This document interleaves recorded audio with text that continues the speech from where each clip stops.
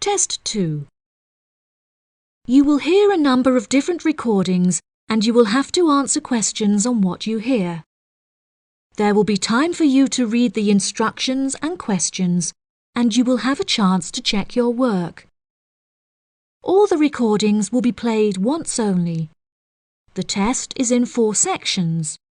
At the end of the test, you will be given 10 minutes to transfer your answers to an answer sheet. Now turn to Section 1. Section 1. You will hear a woman phoning to inquire about exhibition information.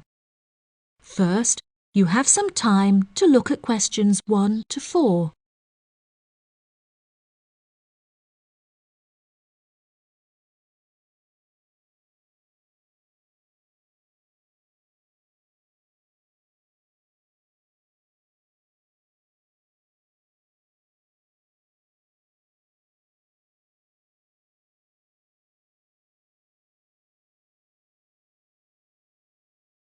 You will see that there is an example that has been done for you.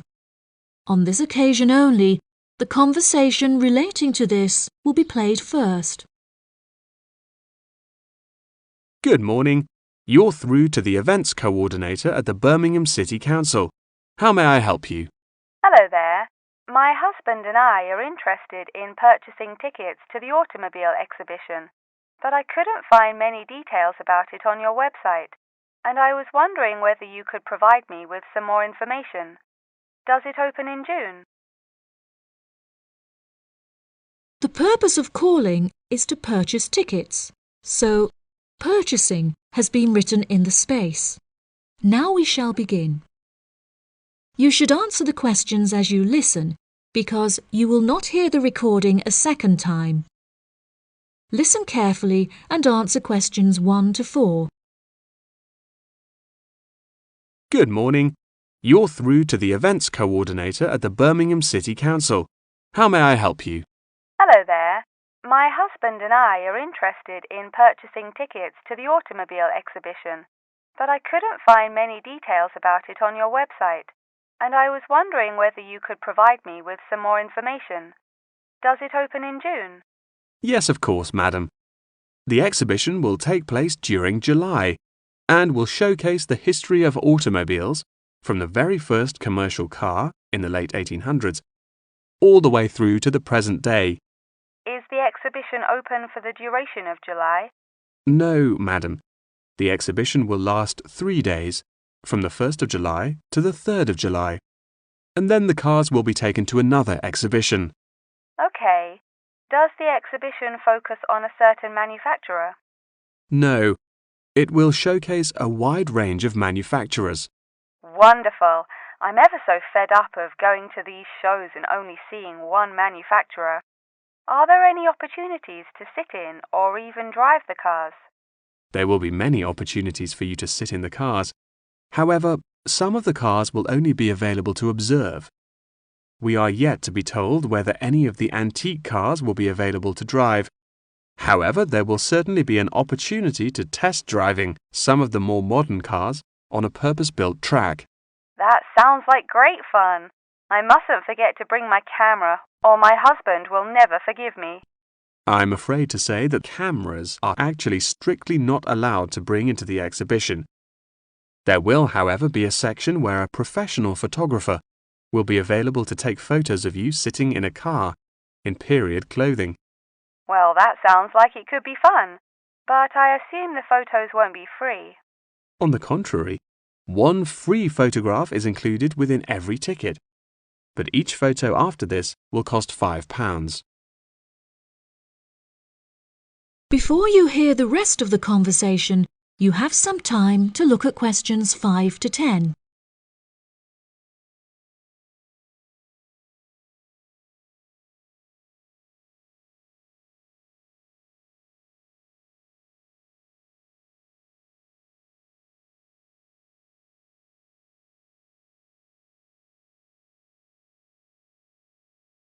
Now listen and answer questions 5 to 10.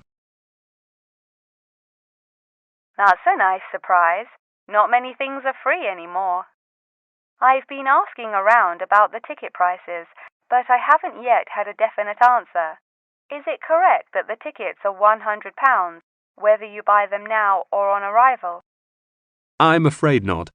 If you buy the ticket in advance, the price is £110, but it's £165 on the door. Oh, goodness. I suppose I'd best pay for them now then. Is it possible to buy tickets from you now over the phone? Yes, of course, madam. I'll transfer you to the box office manager, Mark Edgeworth. That's EDGEWORTH.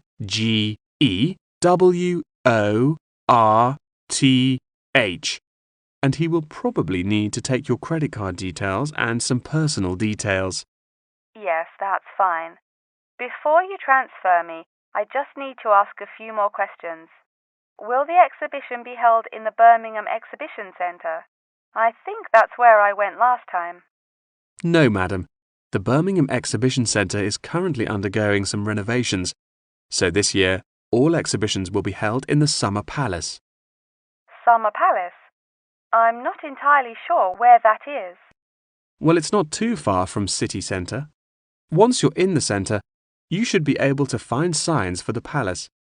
If not, most people in Birmingham will be able to direct you. Neither my husband nor I am particularly good with directions. Is there anywhere I can find this information on the internet? Our website will give you an address. Perhaps you could visit www.directions.com for more detailed information, and they should be able to provide you with step-by-step instructions. Okay. And is this the best way to contact you, by phone? I think the most convenient way to contact us is inquiring online, which is much simpler than having to dial various different numbers to reach the right person. Unless you have any more questions, I'll transfer you now. No, that's great. Thank you for your help. That is the end of section 1.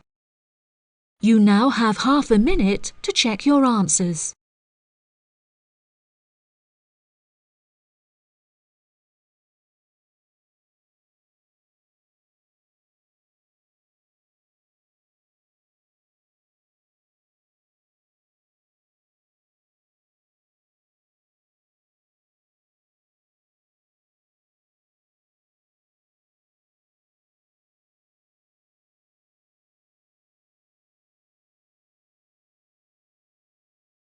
Now turn to section 2.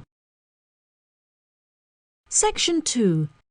You will hear part of a talk given by a member of staff at a hospital. First, you have some time to look at questions 11 to 15.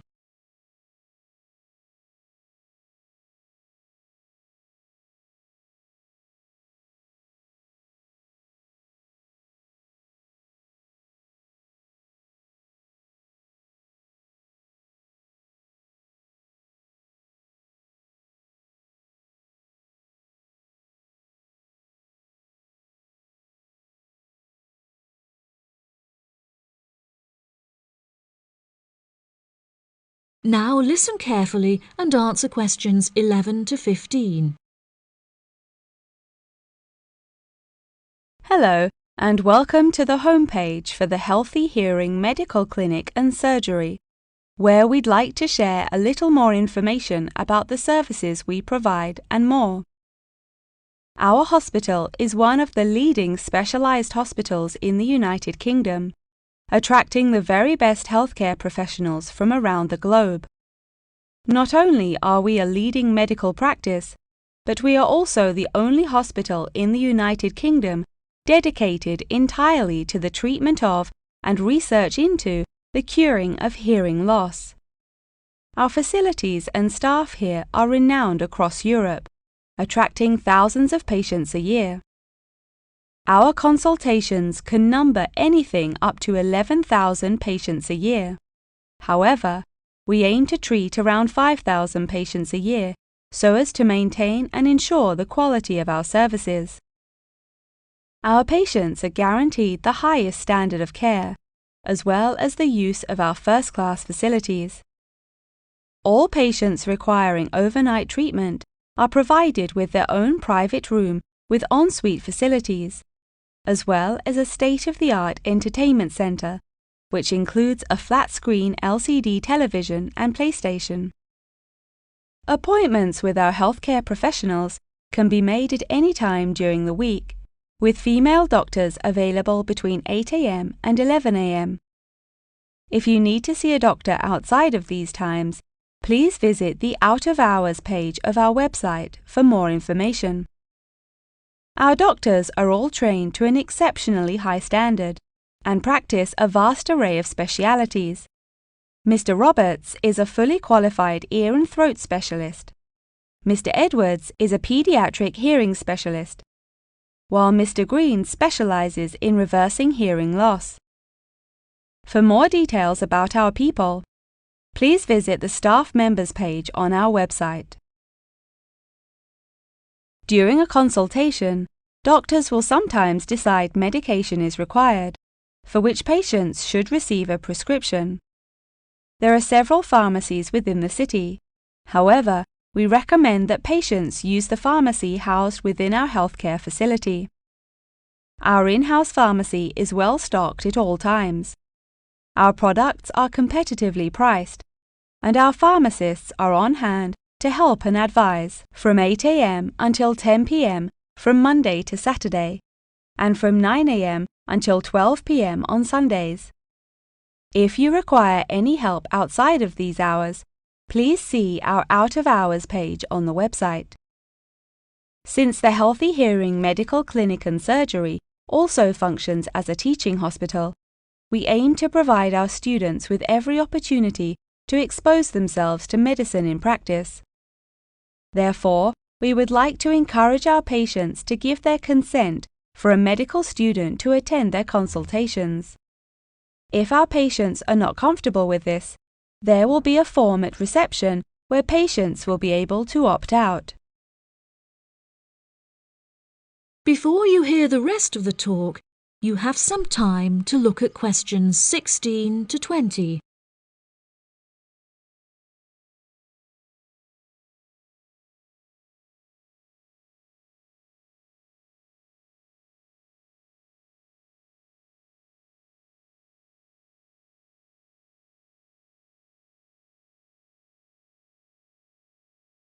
Now listen and answer questions 16 to 20. Now, please look at the map I've given you of the Healthy Hearing Medical Clinic and Surgery. For those not familiar with our practice, reception can be found through the main door at the end of the corridor.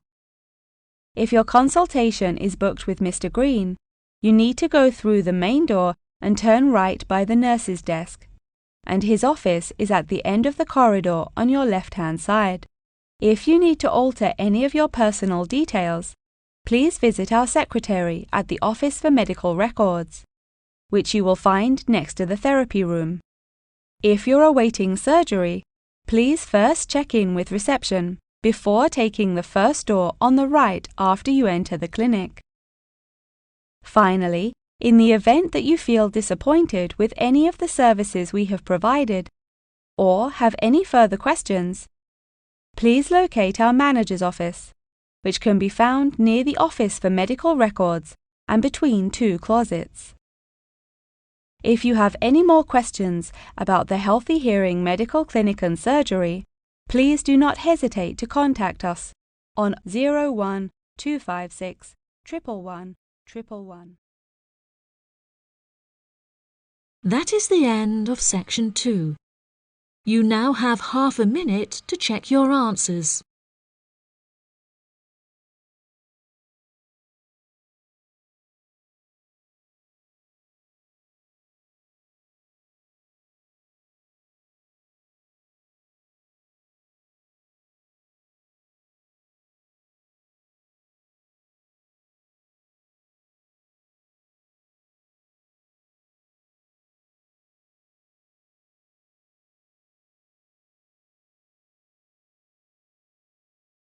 Now turn to Section 3. Section 3. You will hear Jim and Jane, two students, talking about their professor's lecture. First, you have some time to look at questions 21 to 25.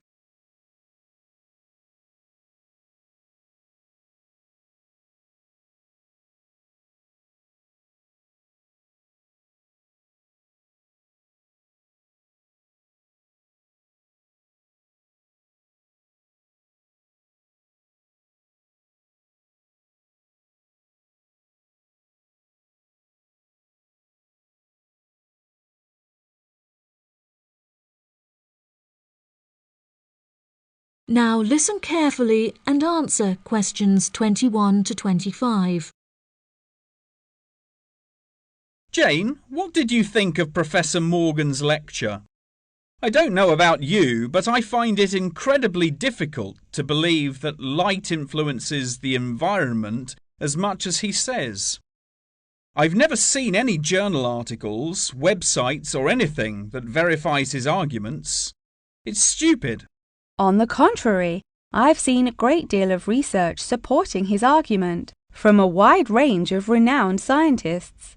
Have you looked at the recommended textbook listed on the course outline given to us at the beginning of the semester? All the information is in there. Perhaps you've just been looking in the wrong places. I never look at the course outlines. I have so many loose sheets of paper I tend to lose anything I'm given by the end of the day. What's the textbook they recommend? And where can I get it from? I should probably go buy it soon. I'm already behind in the course. Yeah, you definitely should buy it. And our grades are more important this year. It's called The Influence of Light on the Environment.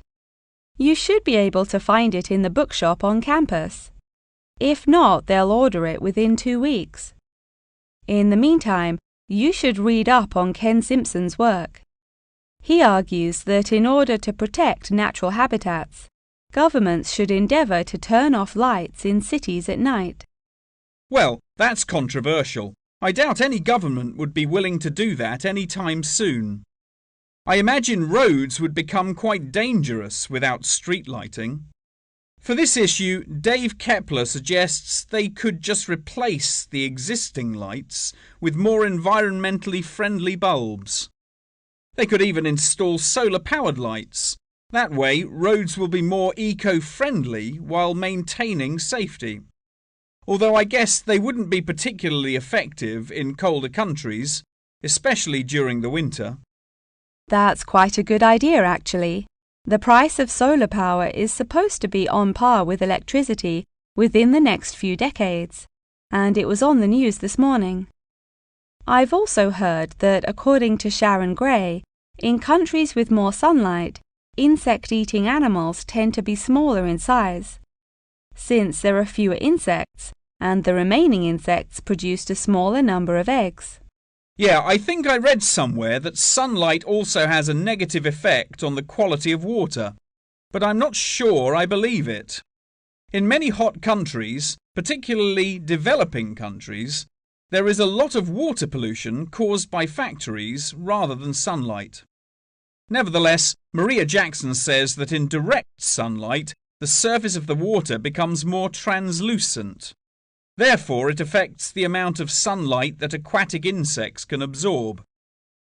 Not much research has been undertaken to prove Jackson's theory, but it seems to have been widely accepted anyway.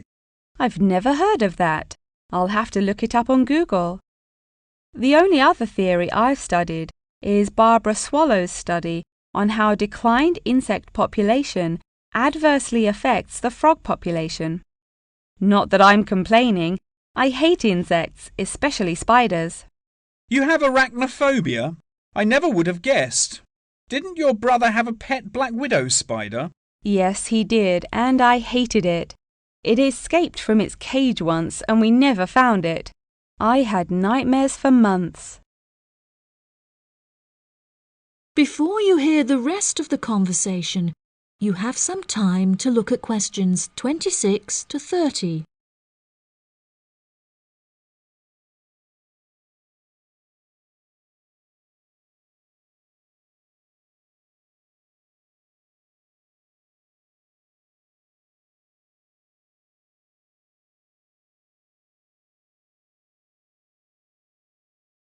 Now listen and answer questions 26 to 30.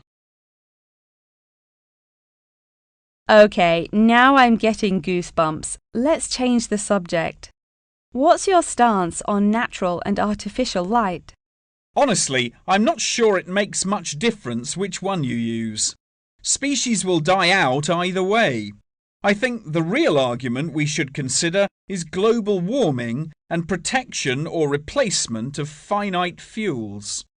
Solar power provides us with an incredible opportunity to replace electricity, and governments should definitely increase spending on research in this field. The theories discussed in our lectures, like Simpson's and Gray's, are so vague and lack proof, so I don't understand why we even study them. I see what you mean. I don't like learning unsupported theories for exams, and I'd rather spend my time learning something else. For example, I'd be much more interested in studying the animals in safari parks than researching migratory birds, particularly the effect of tourists on the quality of life of animals. As we know, every year thousands of visitors will drive in their own vehicles or ride in vehicles provided by the facility to observe freely roaming animals. Yeah, that would be really interesting. Especially those animals living in more tropical countries like Borneo. Following on from that, I want to study how bringing animals over from foreign countries to put in our zoos affects their life expectancy. For example, do you remember when China sent pandas to Edinburgh Zoo? Apparently, one of the pandas became depressed, but it was never explained why. To me, obviously, you can't take an animal out of its natural habitat and put it in a cage on the other side of the world. It just doesn't work. That is the end of section 3. You now have half a minute to check your answers.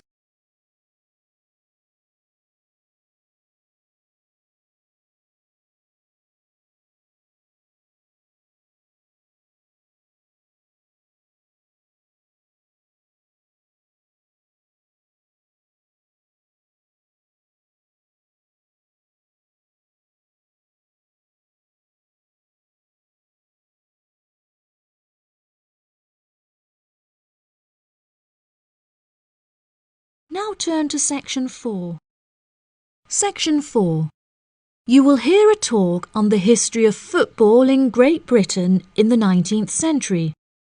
First, you have some time to look at questions 31 to 40.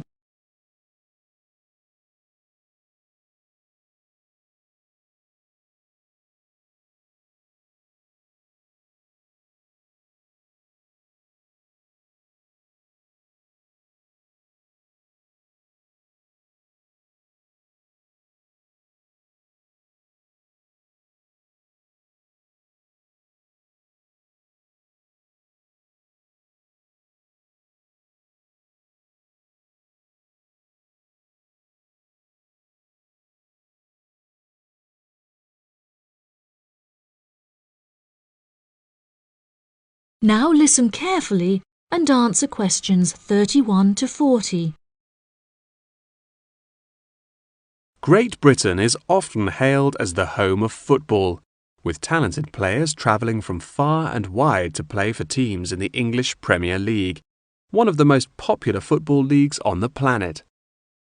Today we are going to take a look back to the 19th century Great Britain, in an attempt to trace the evolution of the beautiful game, as it is now known.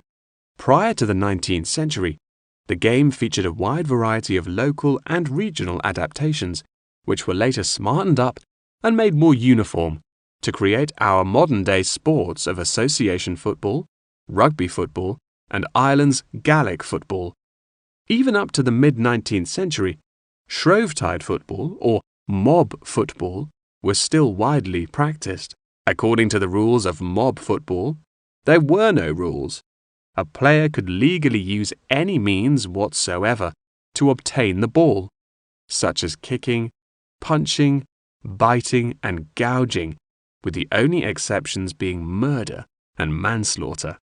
These games may be regarded as the ancestors of modern codes of football, and by comparison with later models of football, they were chaotic and had few cooperation. Towards the latter end of the 19th century and moving into the early part of the 20th century, however, there appeared a newfound emphasis on moral values in football. Perhaps a more modern example of this can be seen in John Terry's suspension as England captain, following reports of his infidelity to his wife. Furthermore, as mob football died away, there grew a greater concern for players' health and general well-being, with many clubs affording their top players access to frequent medical checkups and treatment. Despite the presence of Great Britain's unique state-funded National Health Service, football clubs are still seen today providing team members with state-of-the-art healthcare facilities, with the top clubs even housing their own specialist doctors and physicians.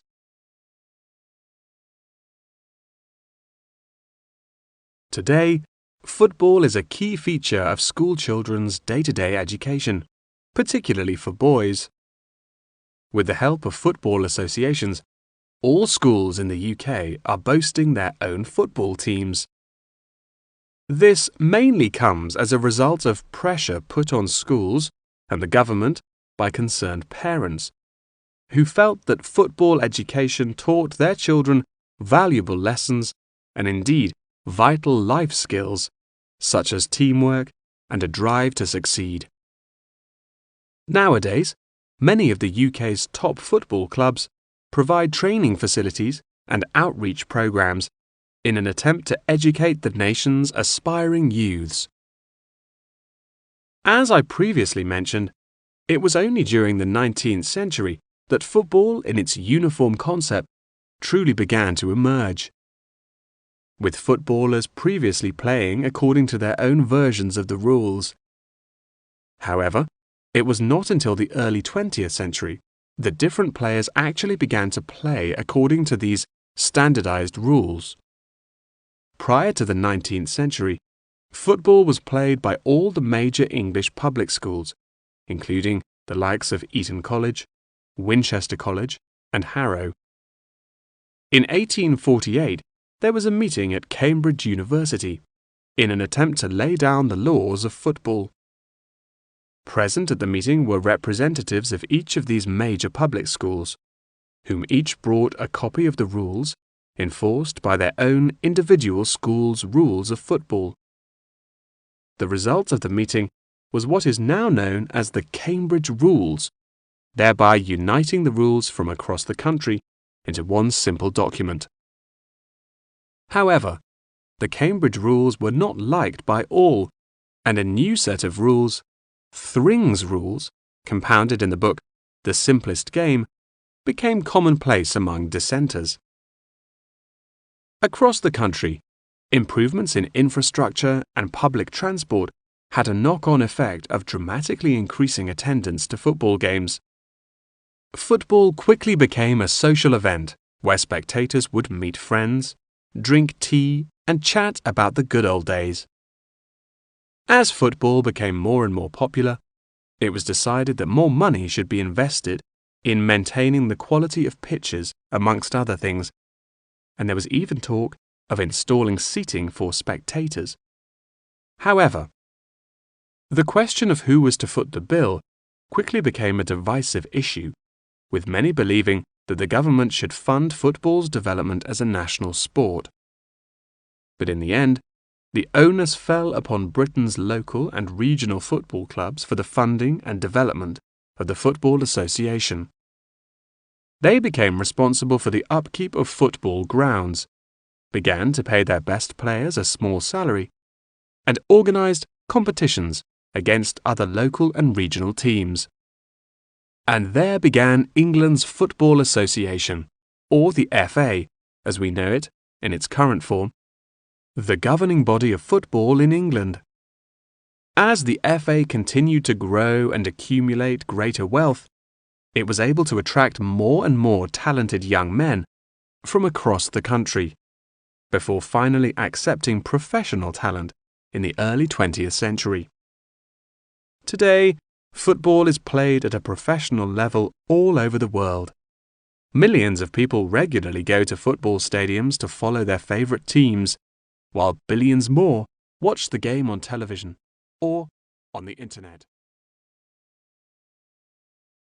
That is the end of section 4.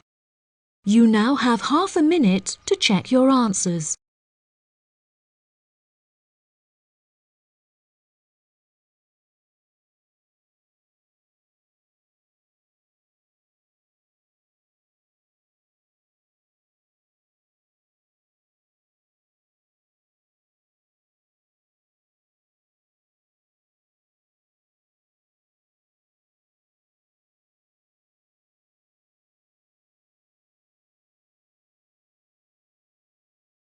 That is the end of the listening test.